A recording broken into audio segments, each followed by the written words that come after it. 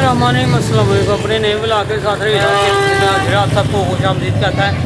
तो आज ही 3 अगस्त है, तो जो स्टॉल है वो लग चुके हैं और आज जो है 28 मुहर्रमुल हराम है। ये स्टॉल लगे हुए हैं, तो हम जिधर जा रहे हैं अभी जो है वो देखने जा रहे हैं। आपको दिखाते हैं कि क्या देखने जा रहे हैं हम।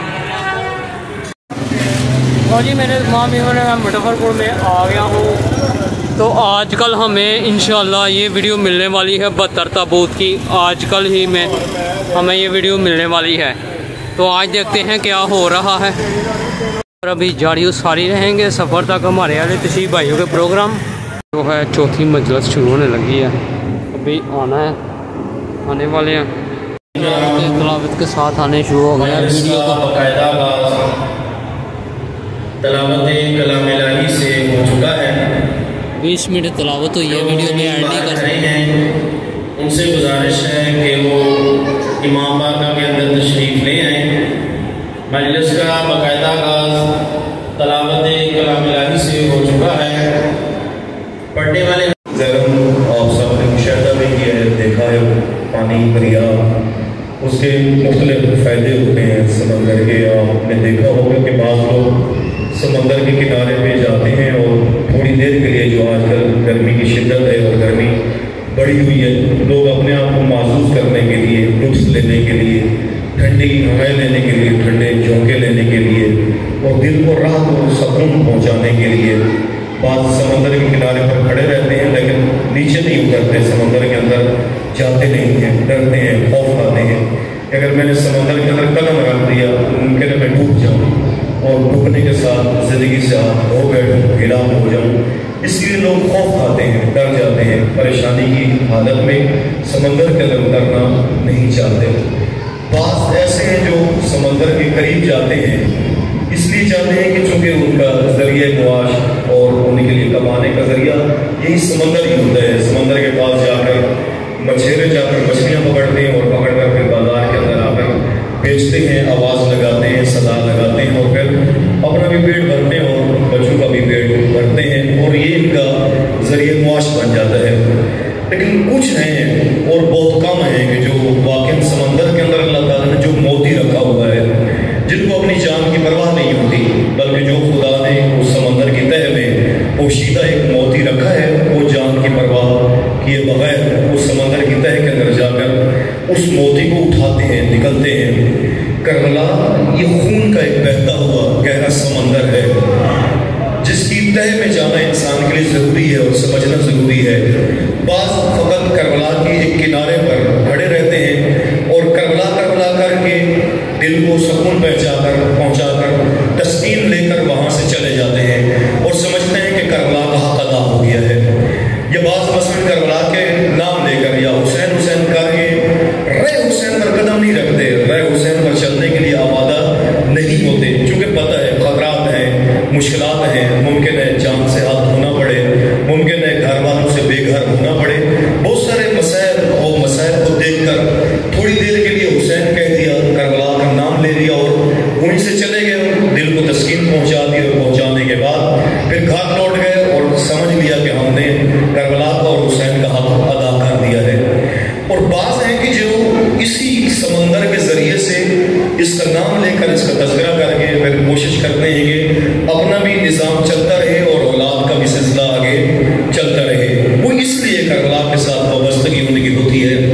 लेकिन बहुत कम लोग ऐसे हैं कि जिन्होंने वाकई इस करबला की हकीकत को समझा, इस करबला की तह तक जाकर उस राज को समझा, उस सिर को समझा कि जिस राज के लिए हुसैन इब्न अली ने अपना सब कुछ कुर्बान कर दिया, अपनी जान तक दी, औलाद तक दी, अपना सब कुछ कुर्बान करने के बाद भी अल्लाह ताला की बारगाह में शुक्र अदा कर रहे हैं कि ऐ परवरदिगारा, तेरा शुक्र अदा करता हूँ कि इन सारे मसाइल के लिए तूने हुसैन का इंतखाब किया है, तूने मुझे चुना है इस सारे मसाइल के लिए।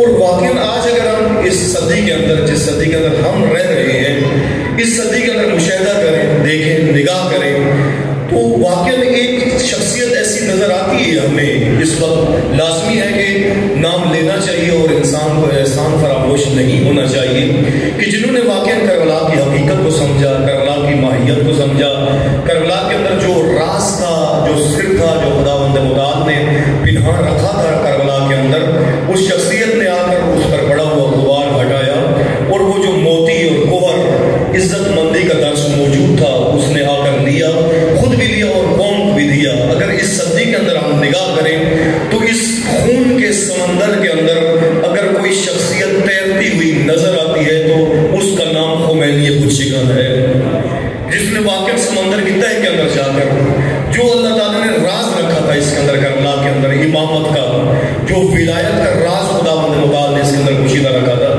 खुद हुसैन इब्न अली जब मैदान करबला के अंदर आए और इनसे सवाल भी किया कि तुम क्यों मुझे कत्ल करना चाहते हो, तो बाजू ने वहीं पर खड़े होकर ये कहा हुसैन इब्न अली को देखते हुए कि बुग़्ज़न अबी, हम तेरे बाबा के बुग़्ज़ की वजह से तुझे कत्ल करना चाह रहे हैं।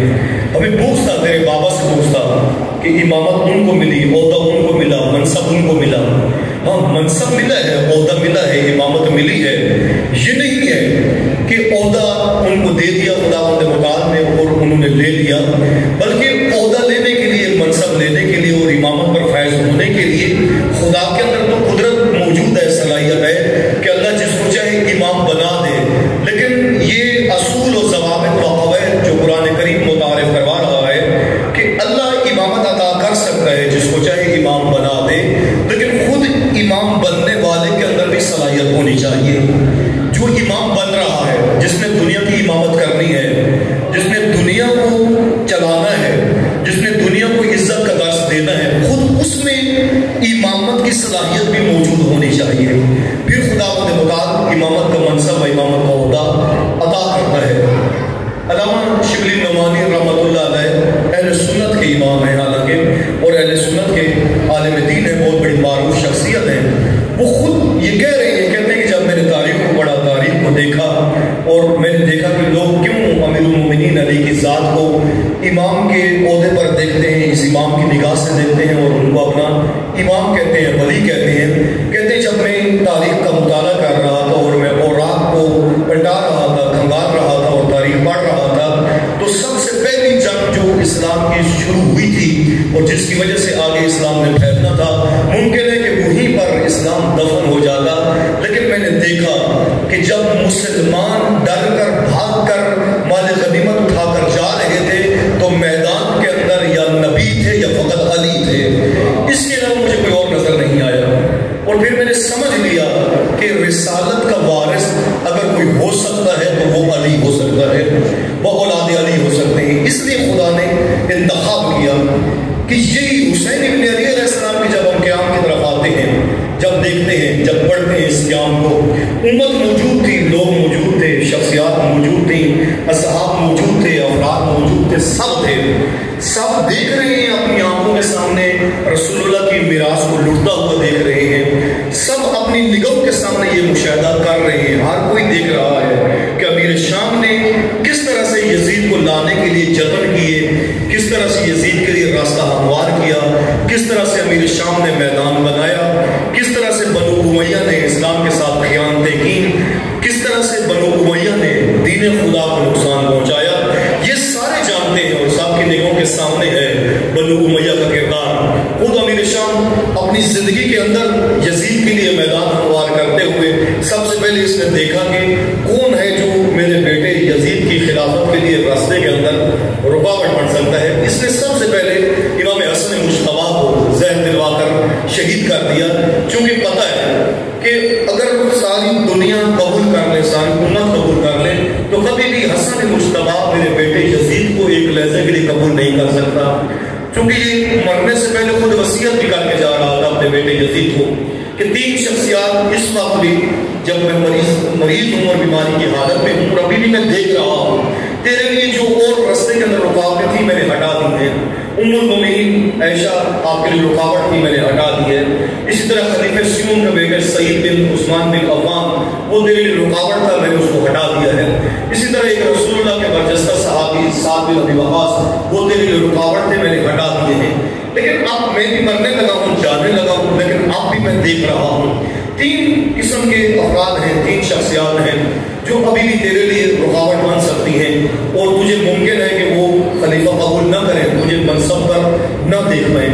اور تینوں افراد کا امیر شام نے خود نام بھی لیا، بتایا بھی ہے، لکھ کر بھی دیا ہے اپنے بیٹے کو. ایک عبداللہ ابن زبیر ہے اور ایک عبداللہ ابن عمر ہے، عبداللہ ابن جعفر ہے. اور تیسری سید الشہداء علیہ السلام کے متعلق کہا حسین بن علی ہے.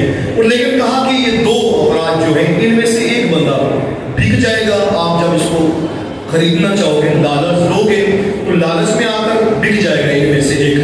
اور ایک ایسا ہے کہ اگر اس کو آپ دبانا چاہو گے، ڈرانا چاہو گے، دھمکانا چاہو گے تو وہ ڈر بھی جائے گا، دبج بھی جائے گا اور جھک بھی جائے گا. ایک بک جائے گا، ایک جھک جائے گا. لیکن ہاں خبردار اور حسین بن علی سے ہوشیار رہنا، کیونکہ یہ ہاشمی خون ہے، یہ نہ بکے گا نہ جھکے گا تیرے سامنے.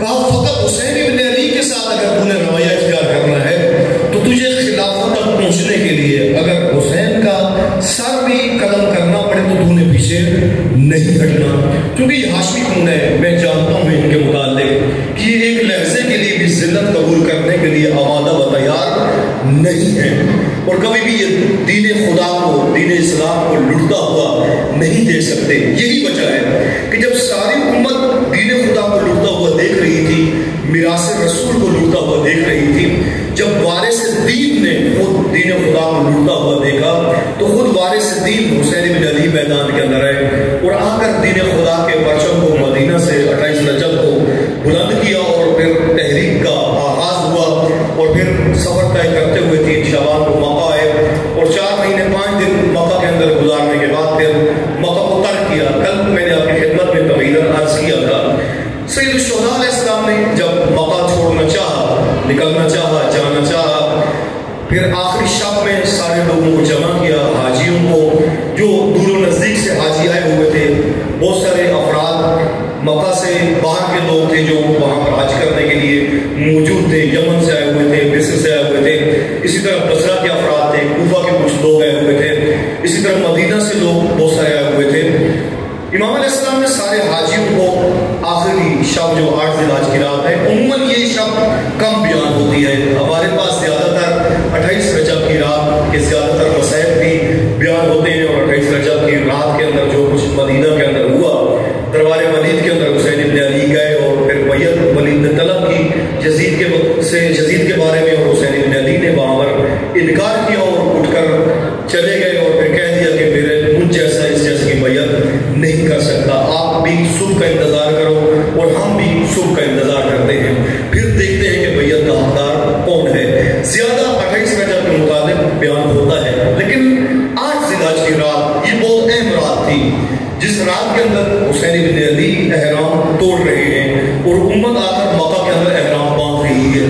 یہ بہت بڑا سوال تھا جو کہ اٹھنا چاہیے تھا ہر ذہن کے اندر، اور یہ سوال ہونا چاہیے تھا آخر کیا وجہ ہے، کیوں حسین بن علی احرام 8 ذی الحج کی رات توڑ رہے ہیں اور 8 کو لوگ پہنچ کر وہاں پر احرام باندھ رہے ہیں. اور کوئی حسین بن علی سے یہ نہیں پوچھ رہا کہ حج کا وقت جو ہو چکا ہے آپ کیوں احرام کھول رہے ہیں، کیوں توڑ رہے ہیں. وہ غم حسین جو حسین بن علی کے دل کے اندر تھا، کوئی اس غم کو بانٹنے کے لیے آمادہ نہیں ہے، تیار نہیں ہے. اس بھرے مکہ کے اندر وہاں پر پوری قلمرو اسلام کی وہاں سے لوگ آئے ہوئے ہیں، جمع ہیں، اور وہاں پر سارے اپنی آنکھوں کے سامنے دیکھ رہے ہیں کہ دین کا وارث، دین خدا کا وارث، نبی کا وارث، اللہ کے دین کا خدا کی طرف سے بنایا ہوا حاکم و نمائندہ ہم اپنی نگاہوں سے دیکھ رہے ہیں. آخر کیا مشکل پیش آ گئی ہے کہ یہ وہ نبی خدا کے نواسے کہ جنہوں نے دین خدا ہم کو دیا، ہم تک پہنچایا اور ساری چیزیں ہمارے تک پہنچا کر آکام اور سب کچھ بتانے کے بعد آج آخر کیا ایسی وجہ آ پہنچی ہے کہ خود حسین بن علی اس حج جیسے اتنے اہم فریضے کو چھوڑ رہے ہیں، احرام توڑ رہے ہیں اور نکل کر جانے لگے ہیں. آج کی رات کو عطا جب بلایا اپنے پاس اور ساروں کو اپنے سامنے بٹھایا، سامنے بٹھانے کے بعد خطبہ شروع کیا اور بہت سے لوگ آئے بھی ہیں خطبے کے اندر. سارے جتنے حاجی آئے ہوئے تھے کہ نواسہ رسول نے آپ نے بلایا ہے، خطاب کرنا چاہتے ہیں، جائیں جا کر حسین کی بارگاہ میں بیٹھیں، محفل حسین میں جا کر بیٹھتے ہیں تھوڑی دیر کے لیے کہ حسین بن علی آخر کہنا کیا چاہتے ہیں، بات کیا کرنا چاہتے ہیں. اور یہ سارے لوگ اٹھے آئے حسین بن علی کی بارگاہ کے اندر آ کر بیٹھ گئے اور امام علیہ السلام ان کے سامنے اور آ کر خطاب شروع کیا. اور پہلے ہی لوگوں کے ذہن کے اندر یہ بات بٹھا دی کہ میں نے آپ کو کس لیے بلایا ہے, میرا ارادہ کیا ہے, میں کیا کہنا چاہ رہا ہوں. لہذا کہا کہ اس بات کو سب نے سننا ہے, سمجھنا ہے اور توجہ کرنی ہے. جو میں کہنا چاہ رہا ہوں اور جہاں میں جانے لگا ہوں وہ میں آپ کو بتانے لگا ہوں. کہاں جا رہا ہوں, میں جب جاؤں گا میرا انجام کیا ہوگا, جو ساتھ دے گا اس کا انجام کیا ہوگا, جو ساتھ چھوڑے گا اس کا انجام کیا ہوگا. اور ہاں ایک بات ذہن کے اندر رکھنا, یہ تو تمہیں معلوم ہے اور تم سب نے سن لیا ہے کہ میں نے یزید کے خلاف قیام کیا ہے. میں نکل چکا ہوں مدینہ چھوڑ کر, مکہ آیا تھا اور آج کی آخری رات ہے میری مکہ کے اندر, اور صبح میں مکہ سے بھی نکلنے لگا ہوں اور میں اپنی نگاہوں سے دیکھ رہا ہوں کہ نواویس کربلا کی سرزمین کے اوپر بھوکے بھیڑیے میرے بدن کا گوشت نوچ کر اپنا پیٹ بھر رہے ہیں. اور یہ سارا کچھ کہا میں اپنی آنکھوں سے دیکھ رہا ہوں, مشاہدہ کر رہا ہوں. لیکن ایک بات میں کہا آپ سب سے کہنا چاہوں گا کہ میں تو نکلنے لگا ہوں, جانے لگا ہوں, میرے ساتھ کون ہے؟ کوئی بندہ وہ ذہن لے کر نہ آئے, کیونکہ وہاں پر کچھ اصحاب رسول اسلام کے اور صحابہ کی اولادیں وہاں پر موجود تھیں اسی محفل کے اندر جو آج کی رات کو امام خطبہ دے رہے تھے. کہا کہ آپ سب جانتے ہو کہ جب میرے نانا رسول اکرم جنگ میں جاتے تھے, میدان میں جاتے تھے, وہاں پر جا کر لڑتے تھے, اور لڑنے کے بعد بعض لوگوں کو مال غنیمت ملتا تھا, کسی کو زیرہ ملتی تھی, کسی کو گھوڑا ملتا تھا, کسی کو تلوار ملتی تھی, کسی کو مال ملتا تھا. جنگ کے بعد وہ سارے کوئی گھوڑا لے آتا, کوئی زیرہ لے آتا, کوئی مال لے آتا, کوئی متا لے آتا, جو جس کو ملتا تھا وہ سارا لے کر آ جاتے تھے. لیکن اس مرتبہ ایسا نہیں ہے.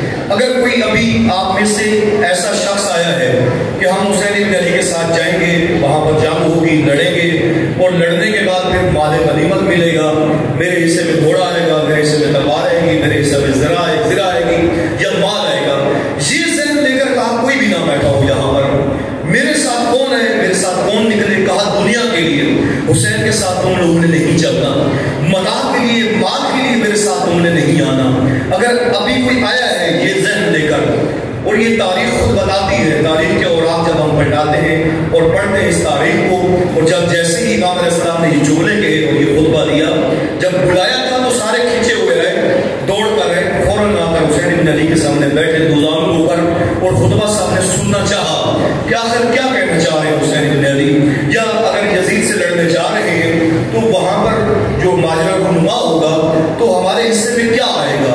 امام نے فوراً ہی ان کے ذہنوں کے اندر جو خدشے بیٹھے ہوئے تھے اور خیالات جو تفکرات انہوں نے پاک رکھے تھے, فرما دیا کہ میرے نانا کے ساتھ جاتے تھے تو تمہیں مال غنیمت ملتا تھا, لیکن میرے ساتھ آؤ گے تو مال غنیمت نہیں ملے گا, تمہیں دنیا نہیں ملے گی, دولت تمہیں نہیں ملے گی. اگر کسی کی نگاہ کے اندر دولت ہے تو وہ کہا حسین کے ساتھ نہ آئے, کسی کی نگاہ کے اندر متا ہے تو وہ کہا حسین کے ساتھ نہ آئے, کسی کی نگاہ کے اندر دنیا ہے تو وہ حسین کے ساتھ نہ آئے. اگر کسی کو یہ چند روزہ زندگی پیاری ہے, محبوب ہے, تو وہ بھی حسین کے ساتھ نہ آئے. کہا پھر میرے ساتھ کون ہے؟ من کانا فینا بازلا محجتہ موطنا علی لقاء اللہ نفسہ فلیرحل معنا. میرے ساتھ فقط وہ ہے جو اپنی گردن کٹوا کر خدا سے ملاقات کرنا چاہتا ہو, جو اپنی جان دے کر خدا سے ملاقات کرنا چاہتا ہو, وہی آئے میرے ساتھ. جی ہم اب واپس آ رہے ہیں 28 محرم کی مجلس دے گئی ہے جی. اس کے ساتھ ہی میرا یہ بلاگ اتنا تھا, ملیں گے نیکسٹ بلاگ میں انشاءاللہ, اللہ نے چاہا انشاءاللہ. اللہ